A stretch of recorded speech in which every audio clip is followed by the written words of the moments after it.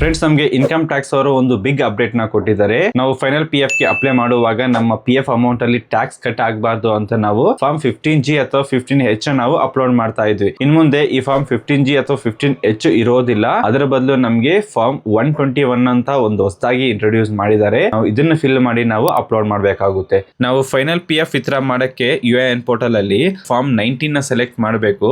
ಅದು ಸೆಲೆಕ್ಟ್ ಮಾಡಿದ ತಕ್ಷಣ ನಮಗೊಂದು ಆಪ್ಷನ್ ಬರುತ್ತೆ, ಅಪ್ಲೋಡ್ ಫಾರ್ಮ್ 15G ಅಂತ. ಏನಕ್ಕೆ ನಾವು ಈ ಫಾರ್ಮ್ 15G ಅಥವಾ 15H ನ ಅಪ್ಲೋಡ್ ಮಾಡಬೇಕು ಅಂದ್ರೆ, ನಾವು ಅಪ್ಲೈ ಮಾಡೋ PF ಅಮೌಂಟ್ ಅಲ್ಲಿ ಯಾವುದೇ ಟ್ಯಾಕ್ಸ್ ಕಟ್ ಆಗಬಾರ್ದು ಅಂತ ಈ ಫಾರ್ಮ್ಸ್ ನಾವು ಅಪ್ಲೋಡ್ ಮಾಡ್ತೀವಿ. ಯಾವಾಗ ಈ ಫಾರ್ಮ್ಸ್ ನಾವು ಅಪ್ಲೋಡ್ ಮಾಡಬೇಕು ಅಂದ್ರೆ, ನಿಮ್ಮ ಟೋಟಲ್ PF ವಿತ್ಡ್ರಾವಲ್ ಅಮೌಂಟ್ 50,000ಕ್ಕಿಂತ ಜಾಸ್ತಿ ಇದ್ರೆ ಮತ್ತು ನಿಮ್ಮ ಟೋಟಲ್ ಸರ್ವಿಸ್ 5 ವರ್ಷಕ್ಕಿಂತ ಕಡಿಮೆ ಇದ್ರೆ ಮಾತ್ರ ನೀವು ಈ 15G ನ ಅಪ್ಲೋಡ್ ಮಾಡಬೇಕಾಗುತ್ತೆ. ನಿಮ್ಮ ವರ್ಕ್ ಎಕ್ಸ್ಪೀರಿಯನ್ಸ್ ಏನಾದ್ರು 5 ವರ್ಷ ಮೇಲೆ ಇದ್ರೆ ನೀವು ಈ 15G ಫಾರ್ಮ್ ನ ಅಪ್ಲೋಡ್ ಮಾಡಬೇಕಾಗಿಲ್ಲ.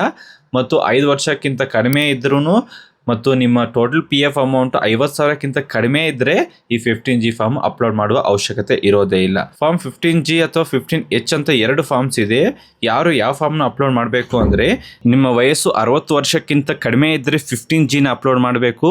ನಿಮ್ಮ ವಯಸ್ಸು 60 ವರ್ಷಕ್ಕಿಂತ ಜಾಸ್ತಿ ಇದ್ರೆ 15H ನ ನೀವು ಅಪ್ಲೋಡ್ ಮಾಡಬೇಕಾಗುತ್ತೆ. ಈ 15G ಫಾರ್ಮ್ ನ ಹೇಗೆ ಫಿಲ್ ಮಾಡಬೇಕು ಅಂತ ನಾನು ಒಂದು ಕಂಪ್ಲೀಟ್ ವಿಡಿಯೋ ಮಾಡಿದ್ದೀನಿ. ಇನ್ನು ಮುಂದೆ ಈ 2 ಫಾರ್ಮ್ಸ್ ಗಳು ಬೇಕಾಗಿಲ್ಲ. ಅದರ ಬದಲು ನಮಗೆ ಫಾರ್ಮ್ 121 ಅಂತ ನಾವು ಫಿಲ್ ಮಾಡಿ ಅಪ್ಲೋಡ್ ಮಾಡಬೇಕಾಗುತ್ತೆ. ಫಾರ್ಮ್ 15G 15H ಗೆ ಕಂಪೇರ್ ಮಾಡಿದ್ರೆ ಫಾರ್ಮ್ 21 ಇದು ಈಸಿ ಆಗಿದೆ ಫಿಲ್ ಮಾಡಕ್ಕೆ. PF ಪೋರ್ಟಲ್ ಅಲ್ಲಿ ಇನ್ನು ನಮಗೆ 15G ಅಂತಾನೆ ತೋರಿಸ್ತಾ ಇದೆ. ಕೆಲವು ದಿನಗಳಾದ್ಮೇಲೆ ಇದು ಫಾರ್ಮ್ 21 ಗೆ ಅಂತ ಚೇಂಜ್ ಆಗುತ್ತೆ.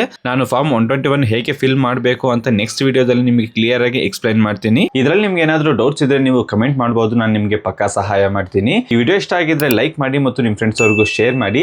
ಇದೇ ತರ ಮಾಹಿತಿಗಾಗಿ ನಮ್ಮ ಚಾನಲ್ಗೆ ಸಬ್ಸ್ಕ್ರೈಬ್ ಮಾಡ್ಕೊಳ್ಳಿ.